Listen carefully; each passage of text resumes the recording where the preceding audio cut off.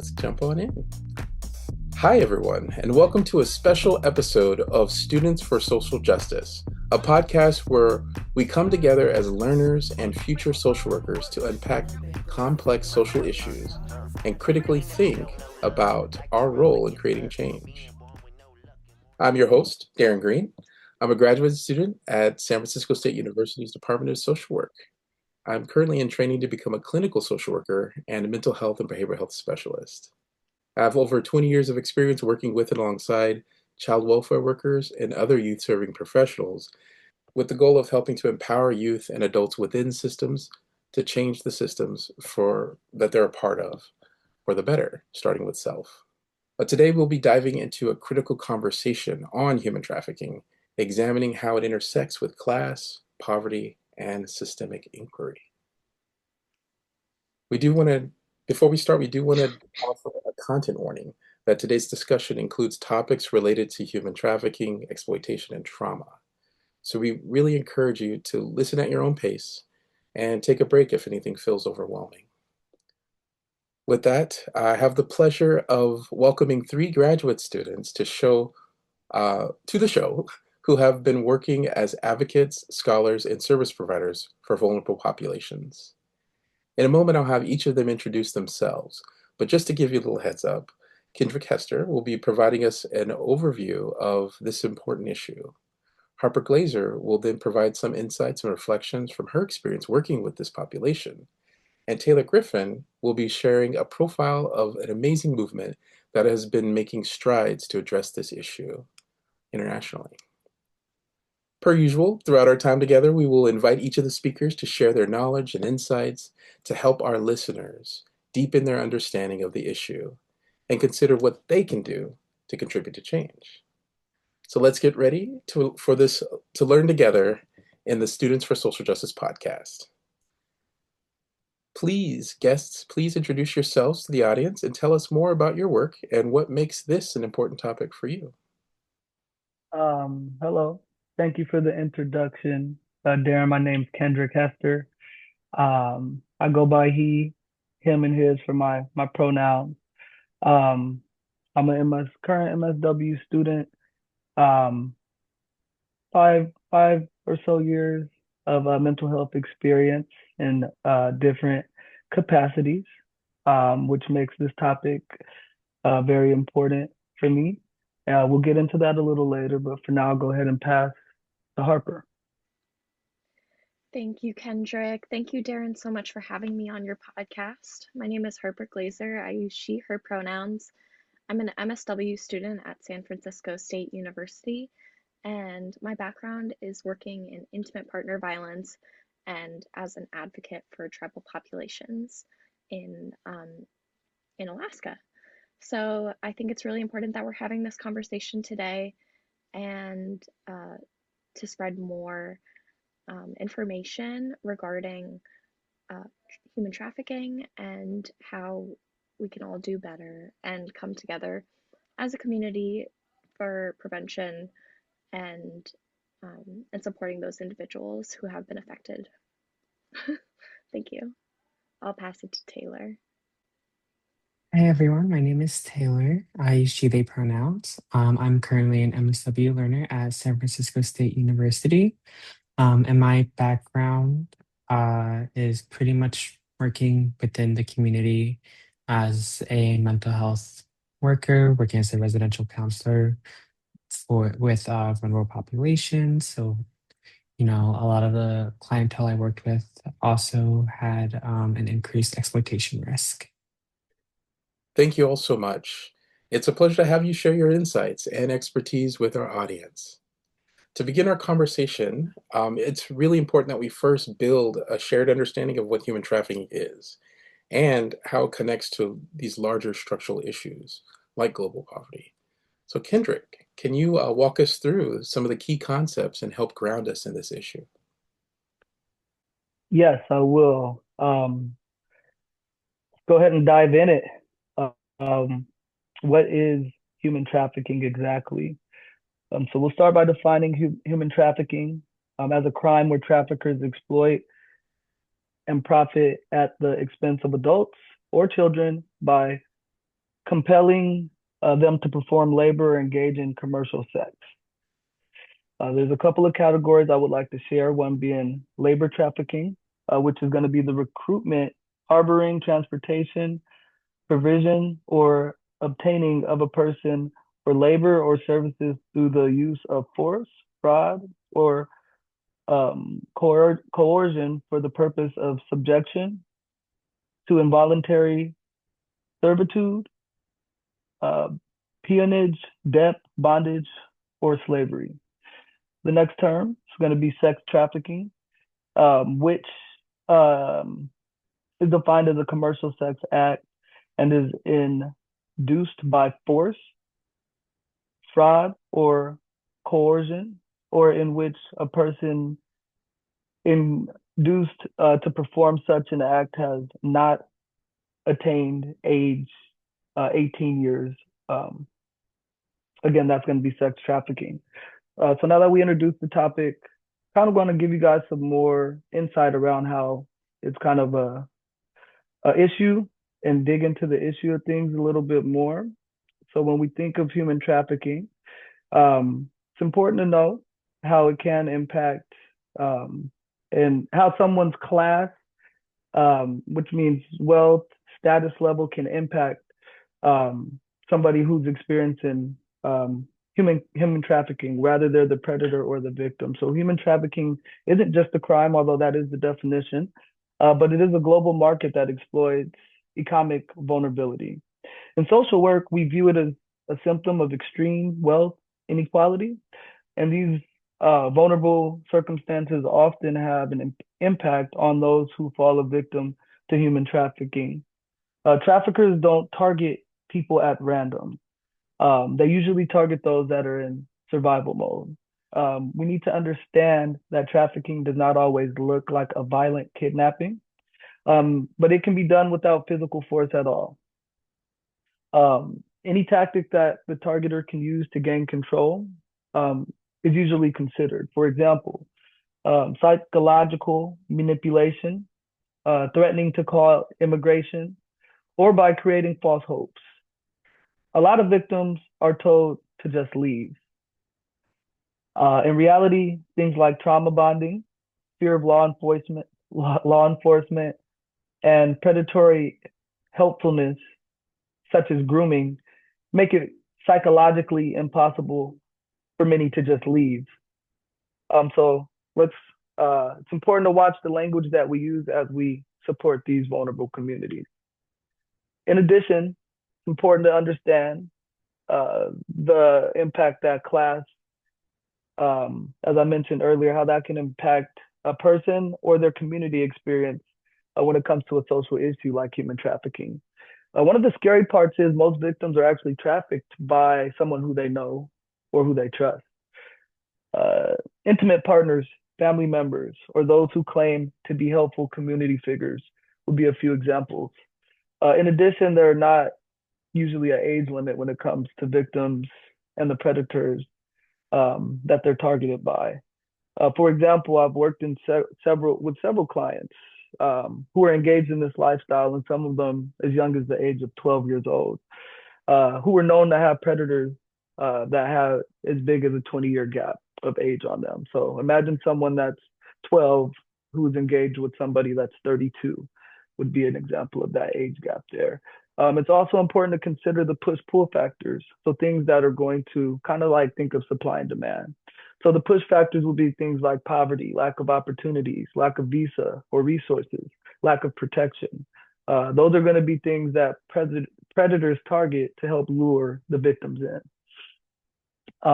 As social workers, I think it's important to understand these kind of environmental factors that come with at-risk communities. While working with vulnerable populations, we need to support them. We need to support them with trauma-informed approaches. We need to understand that the law of human trafficking is a crime, but to our clients, it may not be. Instead, our clients may not even think like they're victims. They may look at it as survival mode or just working off debt. In all, being competent, empathetic, and respectful are some of the qualities that are needed by working with communities who have been impacted by sex trafficking. Thank you so much, Kendrick. Thank you for breaking down this really complex topic down for us. Your point about how human trafficking is tied to like economic vulnerability and survival is especially poignant. It really highlights how this issue is shaped not just by individual circumstances, but by larger systemic inequality as well.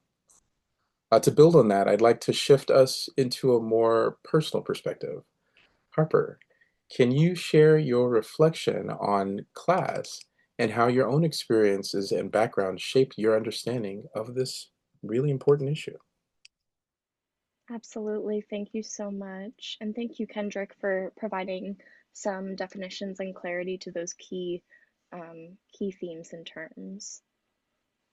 Growing up, my experience with class was mixed. My mom came from a middle class background, while my dad experienced significant food and housing instability throughout much of his upbringing.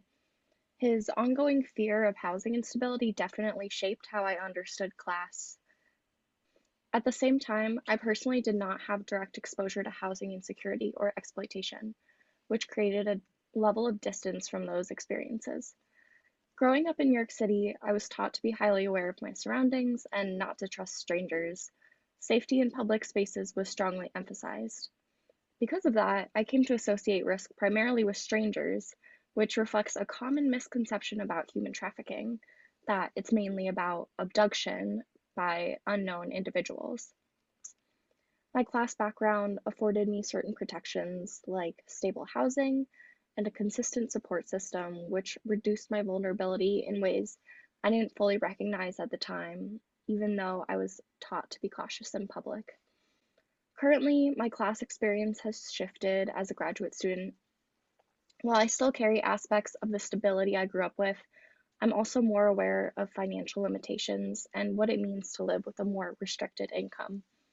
At the same time, my education and professional experiences have significantly deepened my understanding of class and inequality. For 4 years, I worked in transitional housing in rural Alaska, where I had direct experience working with survivors of sex trafficking. That experience, particularly in the context of missing and murdered Indigenous people, really shifted my perspective. It moved my understanding of trafficking from something abstract to something deeply rooted in structural inequities, including poverty, housing instability, and systemic marginalization. Through that work, I saw how class is not just about income, but about access to safety, resources, and support systems. Most of the individuals I worked with were navigating multiple layers of vulnerability where economic instability played a significant role in their exploitation. A major turning point for me was attending my first Minnesota Indian Women's Sexual Assault Coalition conference on sex trafficking, specifically within Native communities, where I went to a breakout session titled A Native Father's Journey, Sex Trafficked and Murdered Daughter. In that session, Monte Awan Frank, a tribal firefighter and EMT, shared the story of his daughter, Nada, who was trafficked from the ages of 14 through 16.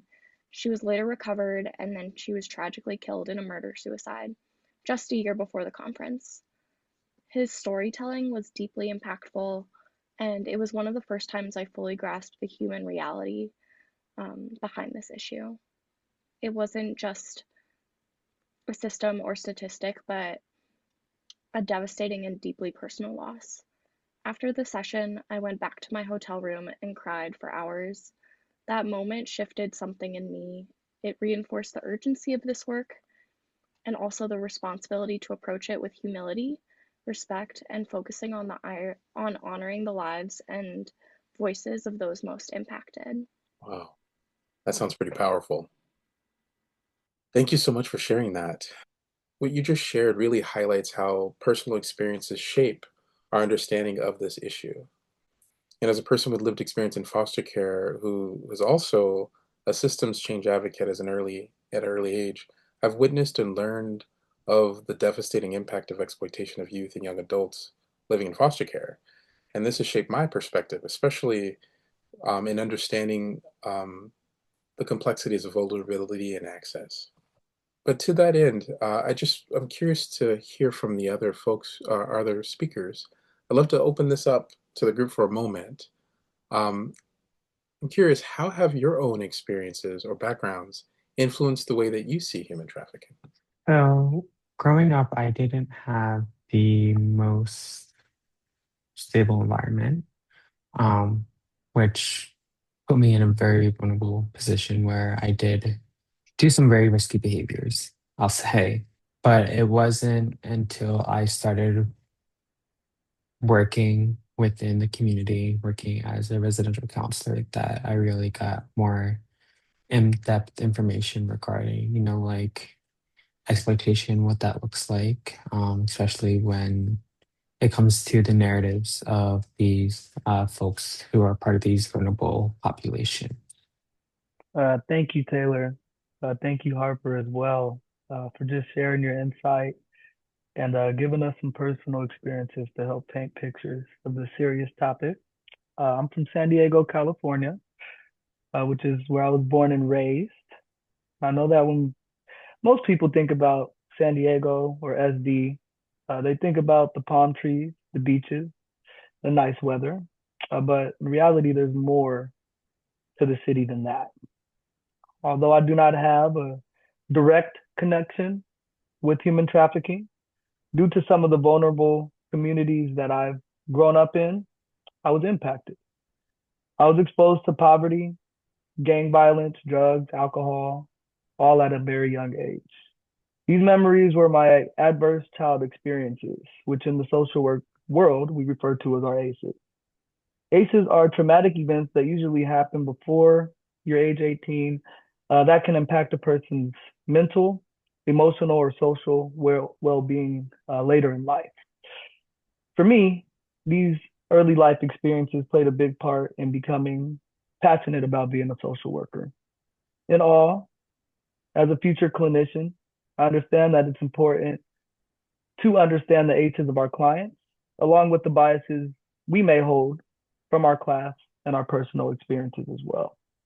Thank you all so much for sharing your thoughts and your reflections. These really highlight how class, lived experience, and direct work with communities shape our understanding of human trafficking in a much deeper way. I think what stands out is how this issue really is not just systemic, but deeply personal and community based. And building on that, let's go ahead and shift to how communities are actively responding to these challenges. And Taylor, could you walk us through a grassroots effort addressing human trafficking? Yeah, of course I can. So one grassroots organization that I have been researching is called the Exodus Road. So this is the currently active grassroots movement that began in 2010, taking place in the rural areas of northern Thailand. So the picture on that you see right now, that are the founders, Laura and Matt. So their stories begin when they moved to Southeast Asia to run a children's home for Hill Tribe girls, where they learned about the rate of child sex trafficking in the northern region. Hill tribe are communities within northern Thailand in the mountains where they are often very like stateless, meaning that they don't have Thai citizenship, therefore not access to the same resources that Thai citizens, Thai citizens have. Um, so Matt and Laura ended up partnering with local police, where Matt served as a volunteer investigator on human trafficking cases. So, their goal was to combat, prevent, and reduce rates of human trafficking and provide care to people who have experienced being trafficked through prevention, intervention, and aftercare. Within 9 years, from 2012 to 2021, 461 survivors of sex trafficking have been rescued, and 118 traffickers within Thailand have been arrested. So, this organization actually expanded it into five other countries, so like the United States, Latin America, Brazil, the Philippines, and India, to combat human trafficking.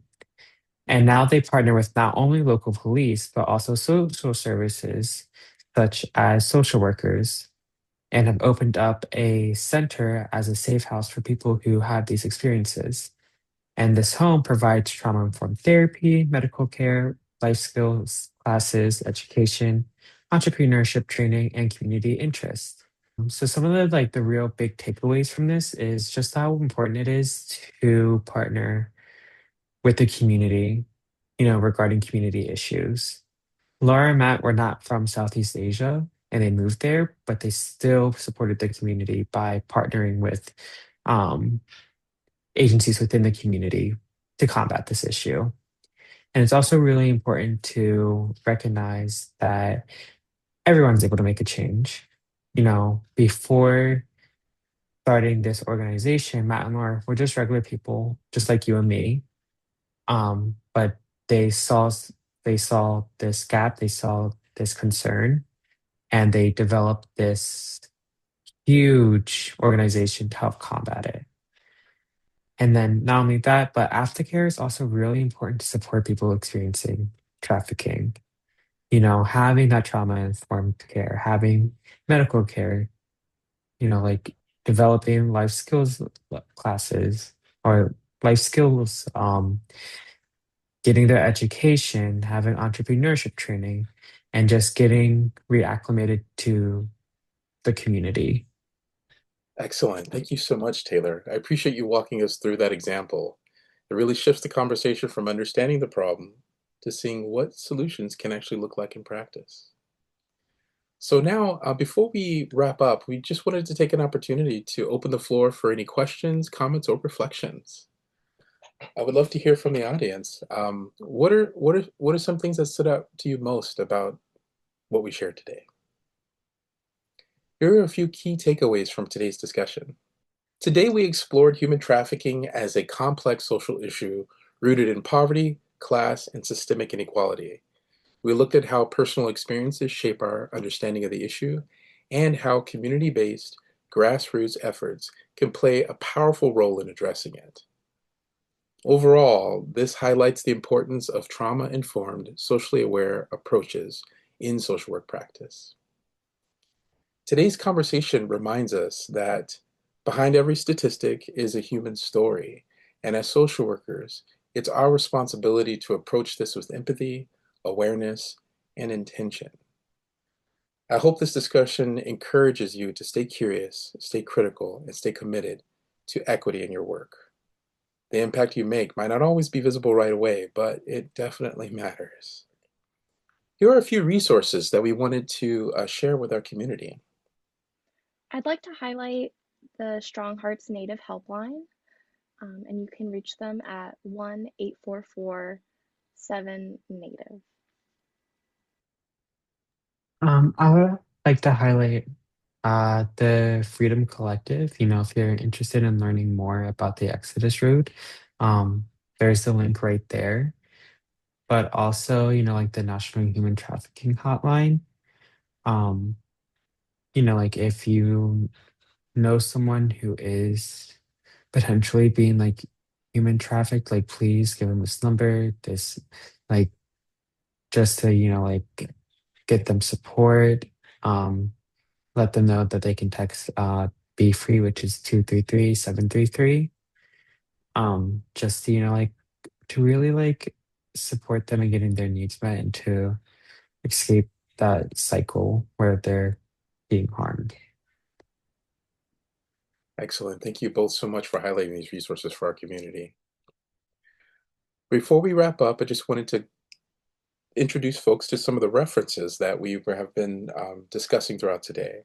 So if you'd like to do your own research and to follow up on what we've elevated, feel free to take a snapshot of this screen and check out these resources at your leisure. And as we wrap up, I just wanted to say thank you so much for joining us today for Students for Social Justice podcast. Take care.